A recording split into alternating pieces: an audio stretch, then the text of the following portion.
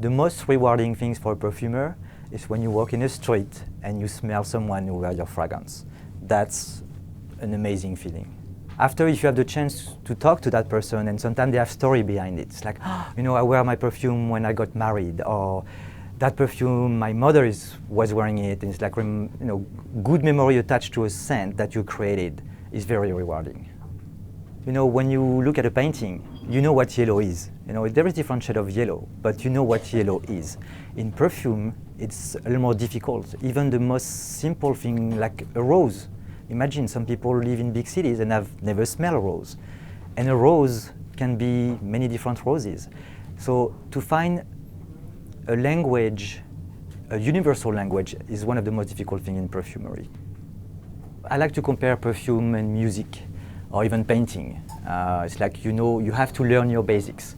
So in perfumery, we have around 6,000 ingredients that we can play with. Usually when you enter a company, you have around like 1,500. But really perfumer work with mostly 500. I think each perfumer have their own style or different taste. So that's one thing, you have to learn the single ingredients. After that, you have to learn how to put them together. So you create smaller chords, how to recreate a rose, how to recreate a sandalwood, how like to create an amber base. So these are like the next step. And as many other actually arts, you learn how to copy things that exist already. That's how you start. So you know how to recreate a Chanel 5, a Shalimar, an Angel. And like this, you can understand how perfumers put things together. Actually, there are so many, but I think one in particular, because from where I'm from in France, I'm from Brittany, and we use butter in many, many things. And I think when my mother cooked, when the butter is melting, that's for me like the comfort factor. Actually, it does lately. I just created like a very good caramel accord. You know, it's like how to create a milk accord, because gourmand notes are very important today, and how to play with it fascinates me.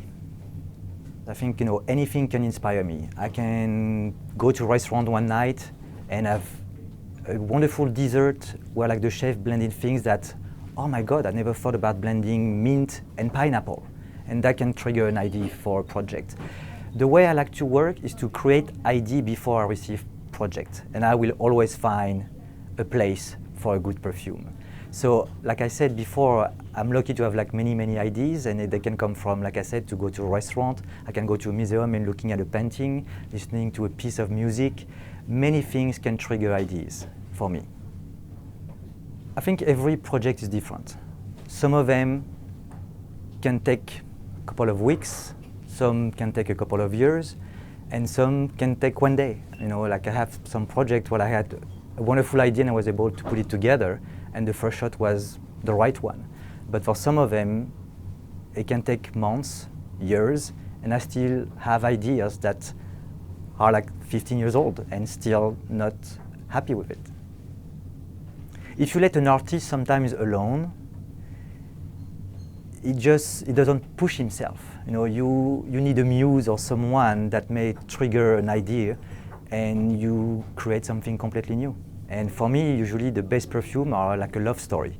It's like you met someone that just get it and you can create the most beautiful things.